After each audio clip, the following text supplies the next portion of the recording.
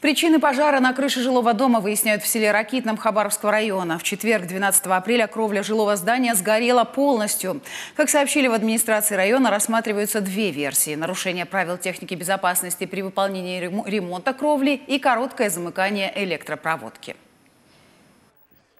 Дом, в котором загорелась крыша, был включен в программу капремонта. Замена кровли началась в апреле. Действия ремонтной бригады, по одной из версий, и стали причиной возгорания. Однако подрядчики утверждают, что именно в этот день работы не проводились из-за сильного ветра. Сегодня никаких работ не было. 3 дня назад последний раз, да? Ну не 3, они сколько тут занимались, полмесяца уже. Ну, в последний раз несколько дней назад видели. Да. Да, у нас квартира на 4-м этаже, она сгорела у нас.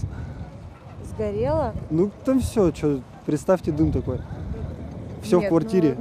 Последний телевизор выносил, ну температура, представьте, какая. Там... То есть поплавилось много, да? Конечно. Еще одна версия – короткое замыкание электропроводки. Но ее отвергает управляющая компания. По словам представителей обслуживающей организации, на крыше нет никаких проводов. Чтобы получить ответ на вопрос, почему загорелась кровля, придется ждать заключения экспертов пожарного надзора. На это уйдет как минимум 20 дней.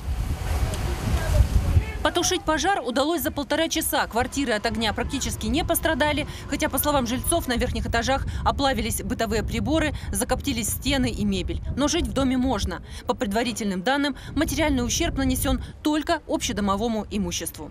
Анна Губина для программы «Новости».